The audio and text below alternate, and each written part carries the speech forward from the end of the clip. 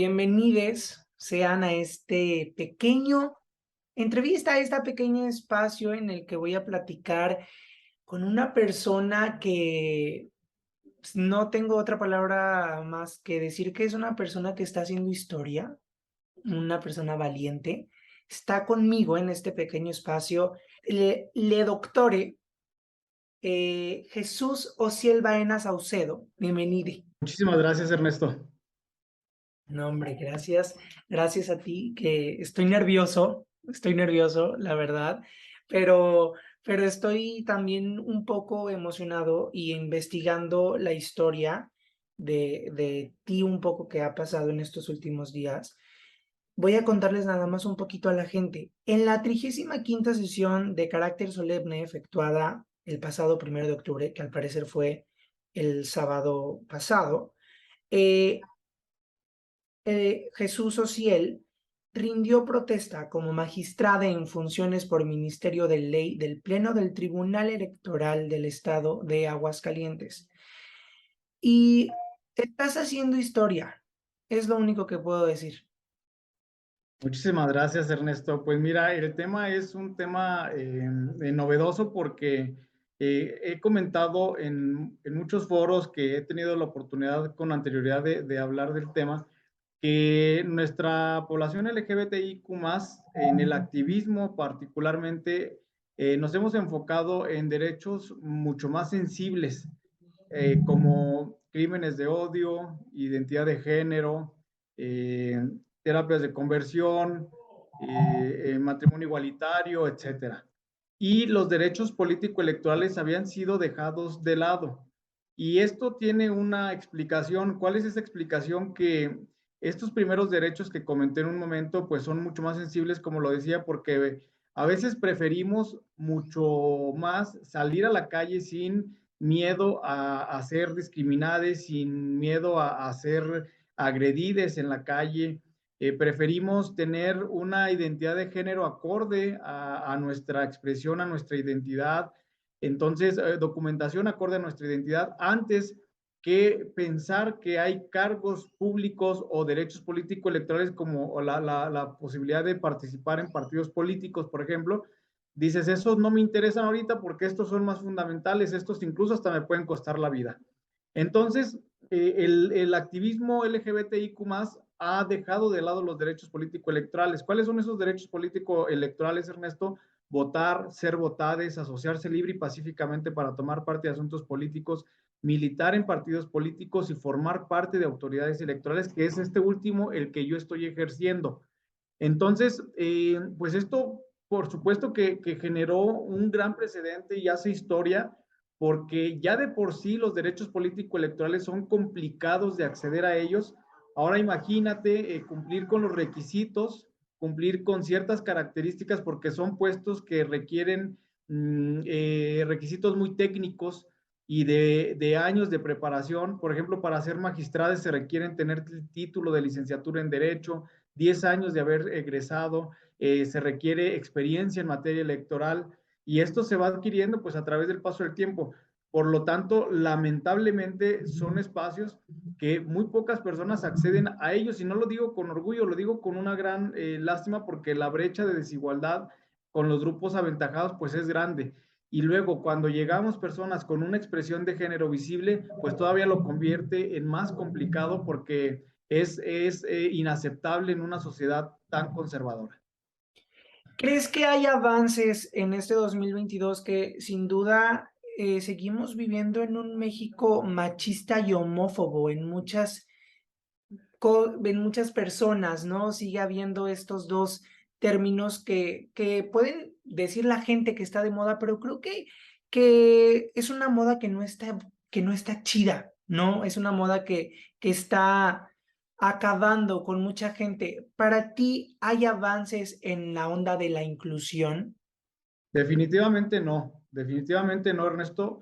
Esto es una realidad y hay que decirlo. Los derechos político-electorales apenas hace la elección pasada comenzaron a tener inclusión. Y hay que Ok. decirlo, o sea, no hemos disfrutado nuestros derechos político-electorales en las mismas condiciones que los grupos aventajados, la gente heterosexual. Y los otros tampoco. O sea, por ejemplo, te voy a poner el caso de Coahuila. Coahuila, yo soy originario de Saltillo, Coahuila. Coahuila tiene ley de identidad de género, pero ¿qué crees? Yo fui a tramitar mi acta, solicité mi acta no binaria y la directora del registro civil me la negó. ¿Por qué? Porque la identidad de género no binaria no existe según su dicho, no está contemplada y eso no es un piso parejo. Entonces, aunque tengamos una ley de identidad de género en Coahuila, pues las personas binarias quedamos en el limbo.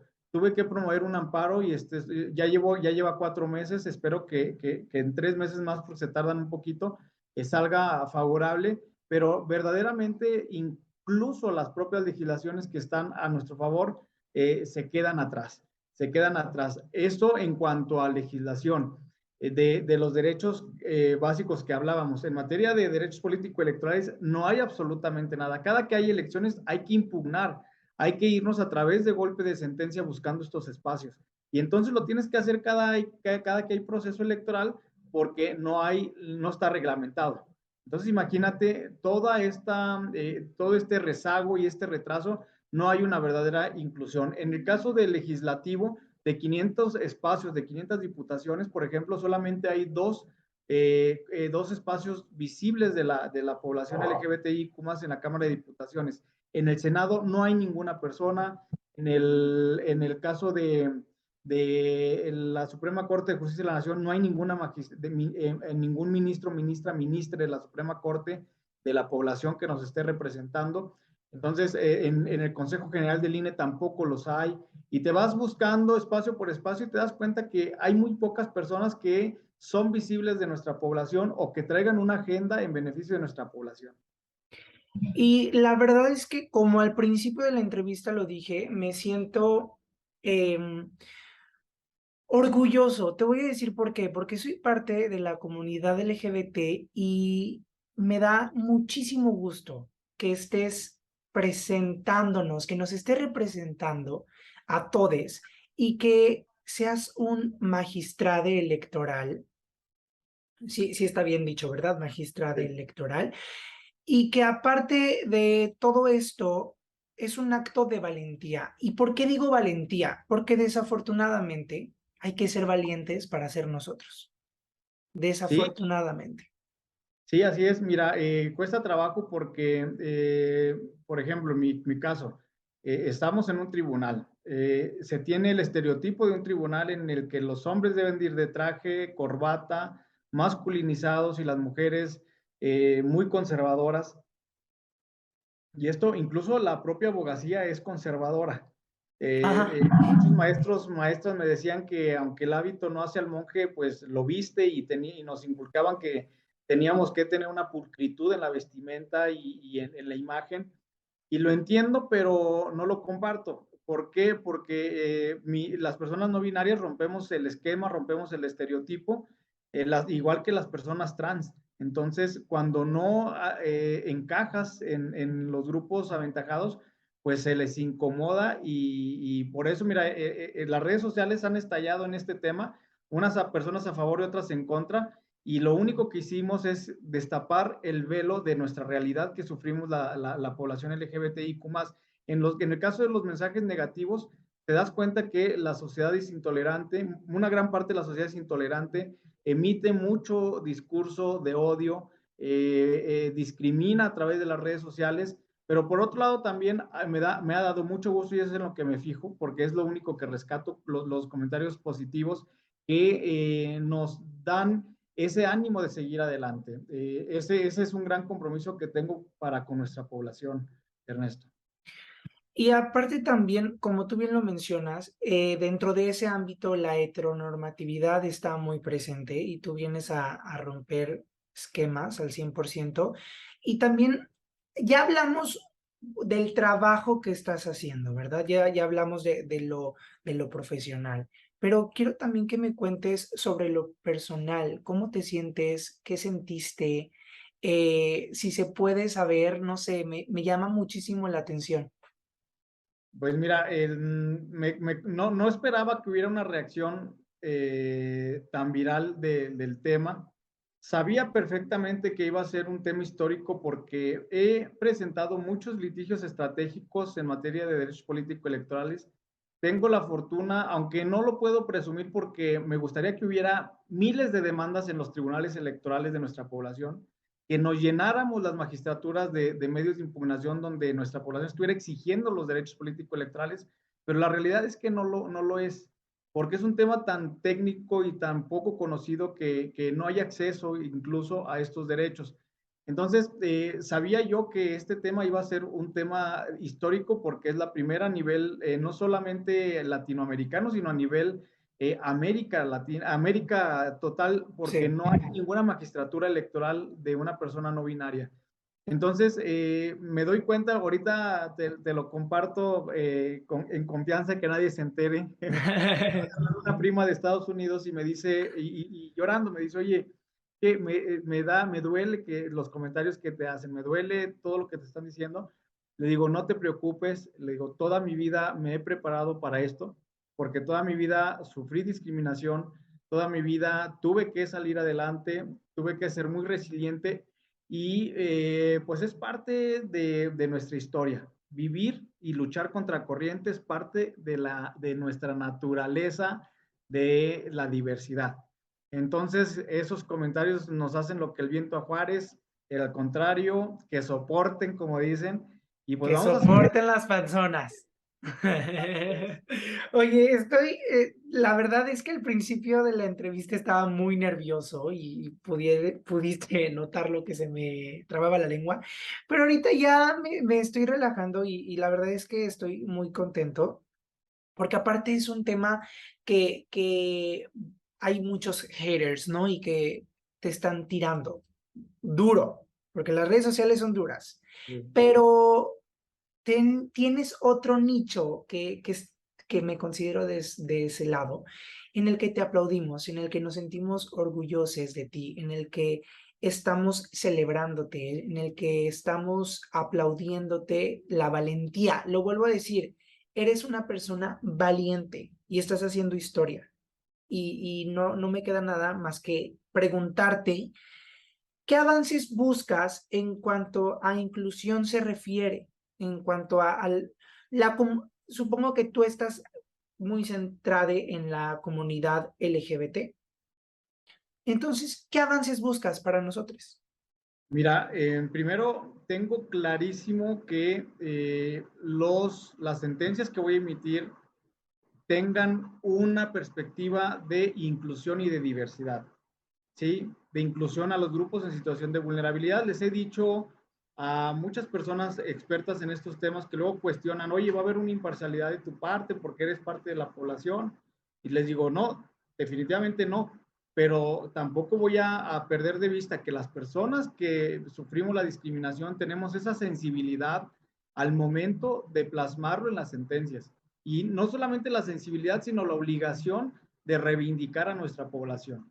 Entonces, te he de comentar, Ernesto, que hubo un tiempo en que suplí a un magistrado y los astros se unieron, Ernesto, y emití la primera sentencia. Solamente estuve 2 meses en el cargo, pero me llegó un caso LGBT, el primero en el tribunal, y sacamos la primera sentencia que dio a México y a Latinoamérica las cuotas arcoíris. Y ahorita, si tenemos espacios, es derivado de este precedente que fue a parar hasta la sala superior, que fue confirmada mi sentencia.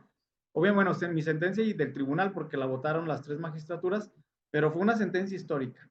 Una sentencia que cambió el paradigma y que por primera vez se reguló el casillero no binario. Entonces, en mi experiencia y en esa sensibilidad donde la promovente solicitó esto, dije, claro que debe de existir, claro que debe de existir. Y te comparto este tema, aunque es un poco técnico, pero era un caso muy difícil porque la promovente decía, debe haber, cuando me vaya yo a registrar, debe haber casilleros para personas, hombres, mujeres y personas no binarias.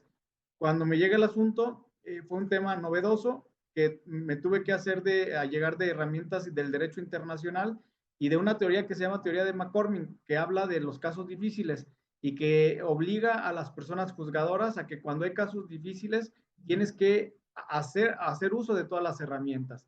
Y lo que hicimos fue una una entrevista con personas expertas en la materia para escuchar sus argumentos y sus análisis en este sentido, y emitimos una sentencia altamente progresista y tengo el honor de decir fue elaborada por tu servidores, y justamente con esa misma intención de empoderar a nuestra población lo voy a seguir haciendo. Y además de la magistratura, déjame te comparto, Ernesto, que he promovido alrededor de 8 a 10 medios de impugnación que han generado una línea de precedentes en materia electoral, y me da mucho gusto que yo los haya presentado impugnando convocatorias. Impugné la no emisión de mi credencial de elector con casillero no binario, impugné la omisión legislativa del Congreso de la Unión, y en muchos de estos casos me han dado la razón, y en los que no me han dado la razón se queda el precedente.